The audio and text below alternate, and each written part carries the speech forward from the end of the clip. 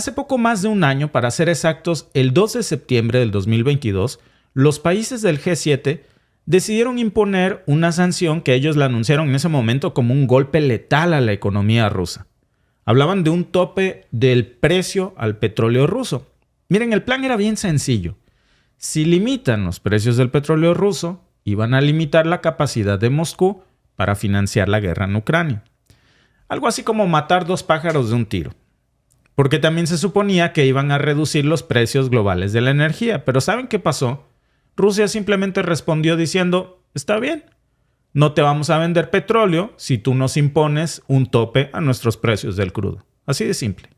Entonces, por un lado el G7 decía, a ver Rusia, con ganas de vender, te vamos a comprar todo tu crudo, sí, pero barato. No más de $60 por barril, si quieres. Y si no, ahí guárdalo, porque tampoco puedes vender en dólares, a ver cómo lo haces, que se te quede ahí, te voy a llevar a la quiebra. Y Rusia dijo, pues entonces, no te vendo nada. Si no es a mi precio, pues no te lo vendo. Y pues que haga lo que quiera. Y enos aquí. Justo un año después, amigos, el fin de semana, estamos aquí viendo, amigos, cómo el poder ejecutivo del bloque de la Unión Europea, este pasado fin de semana, le dijo a sus Estados miembros que en esta etapa hay muy poco interés en el G7 en revisar los límites que se impongan a los precios del petróleo ruso. La versión occidental, Alba. ¿Por qué no lo vas a hacer? No, ya no me interesa eso para mí. El petróleo no es importante en el mundo. Olvídense. No, el petróleo no es lo de hoy. Sí, Vamos a hablar de otra cosa. Hay otras cosas más importantes. Petróleo no es tan necesario. Dale. Como el calentamiento global y eso. Sí.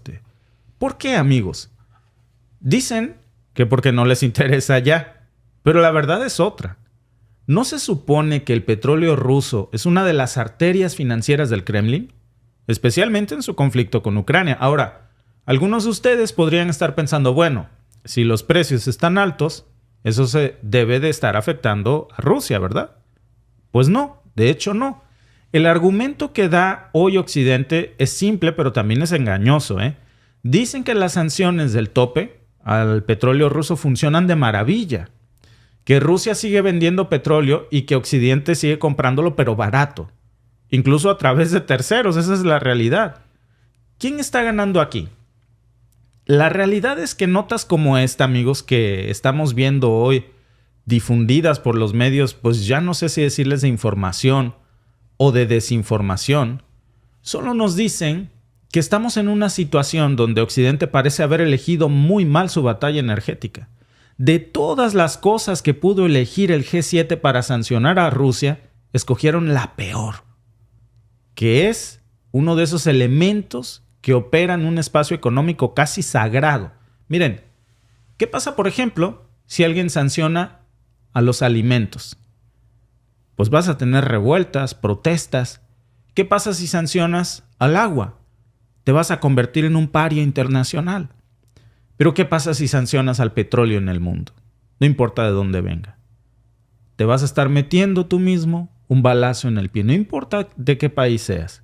El petróleo, amigos, es lo que mantiene girando las ruedas de la economía global, desde Estados Unidos hasta el último rincón de África. Hoy sabemos, amigos, que las sanciones al crudo ruso fueron un fracaso total. ¿Y por qué ocurrió esto?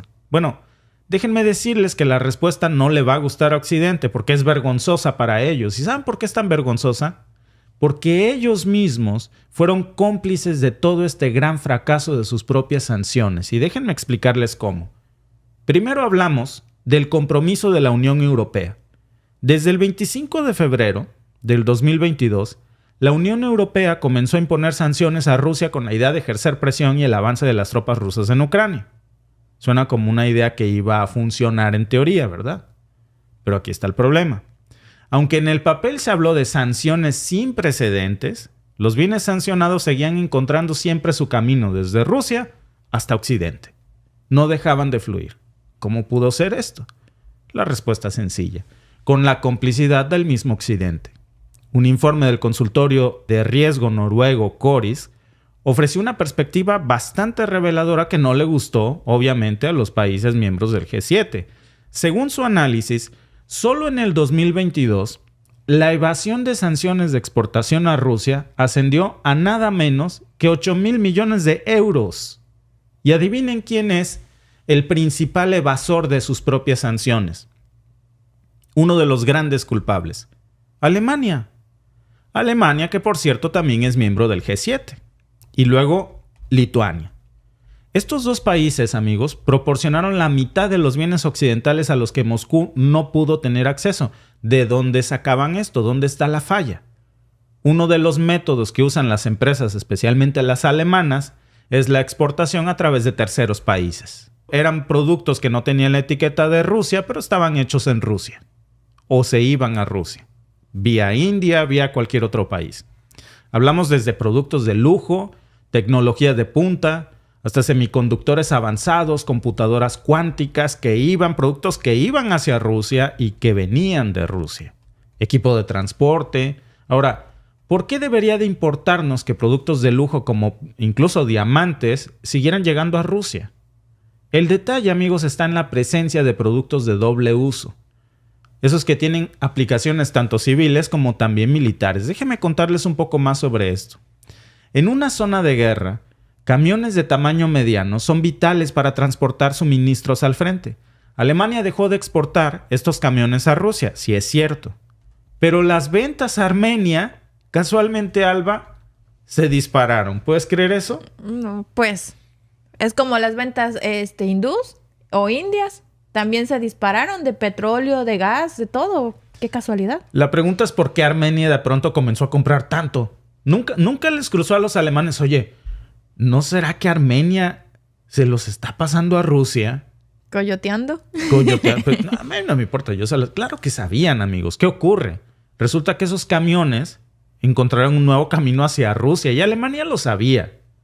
Lo mismo sucede, esto era a través de Armenia, es solo un ejemplo. Lo mismo pasa, por ejemplo, con los poliamidas, que son productos químicos empleados en la fabricación de chalecos antibalas y también en otras cosas militares. Que ahora Alemania no los exporta a Rusia, Alba, los exporta a Kazajistán. Y por montones. Y de Kazajistán se van a Rusia. Claro. ¿Y qué hay de Lituania, por ejemplo? A pesar de oponerse al régimen de Lukashenko en Bielorrusia, Lituania mismo ha incrementado sus ventas de vehículos a su vecino, Bielorrusia, en 10 veces más entre mayo y septiembre del año pasado. ¿Estamos ante una demanda explosiva de coches en Bielorrusia? ¿De pronto todo el mundo en Bielorrusia se sacó la lotería? No. Es más que probable, amigos. Es seguro que todos esos bienes iban hacia Rusia. Entonces, ¿qué estamos viendo aquí? Una red de evasión de sanciones fomentadas por los mismos países miembros del G7, miembros de la OTAN, de Occidente, que socavaron todo el propósito de sus propias sanciones. Y aunque estos países como Kazajistán supuestamente tenían controles estrictos, ¿ustedes creen que se podía confiar en esto para aplicar sanciones? Pues amigos, es muy ingenuo, muy poco realista.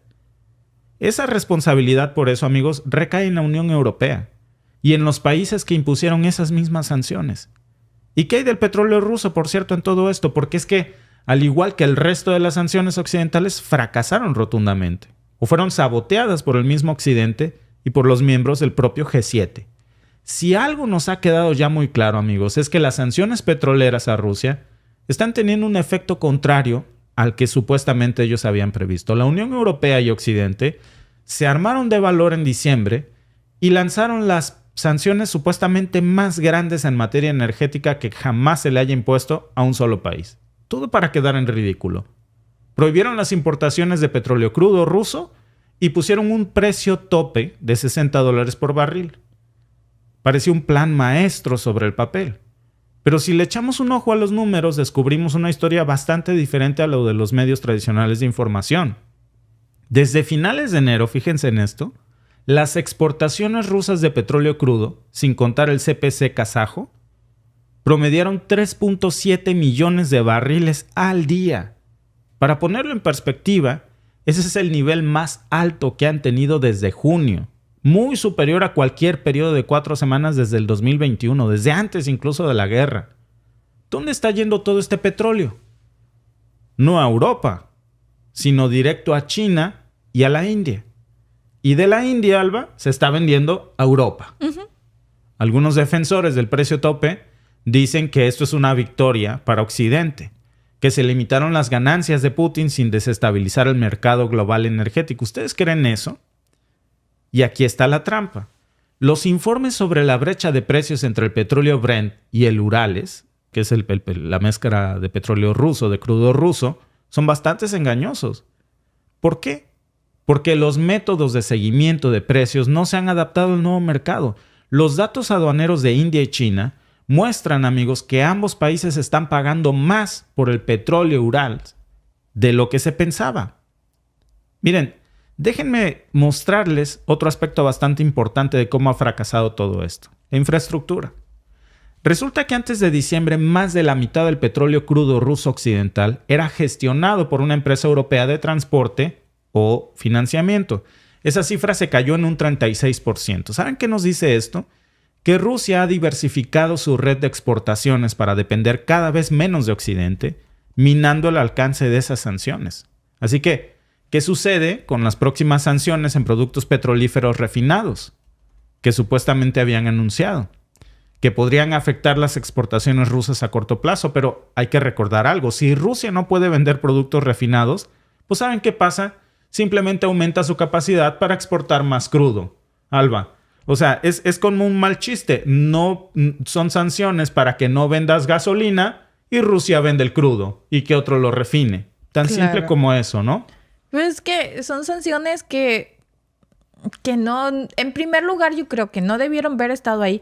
Porque si tú dependes mucho de un producto, no puedes ponerle sanciones porque tú, como dirían en mi pueblo, tú solito te haces el harakiri. Claro. Entonces, y si no crees que te vas a hacer el harakiri, entonces va a encontrar ese país un tercero. Siempre tienen aliados. Entonces, es una manera de tú mismo comprar el producto a un sobreprecio. Pues sí, porque lo que estaba pasando aquí es que los mismos consumidores europeos terminaban comprando diésel de China y de India. Y adivinen qué. Pues era producido a partir de crudo ruso. Solamente lo refinaban en otros países. Entonces, ¿qué significa todo esto para la Unión Europea y para el G7? Que ahora dicen que han decidido suspender las revisiones del tope al petróleo ruso. ¿Por qué tomarían una decisión así? Que dicen que ya no les interesa. La respuesta, amigos, está en el espejismo que hemos estado discutiendo.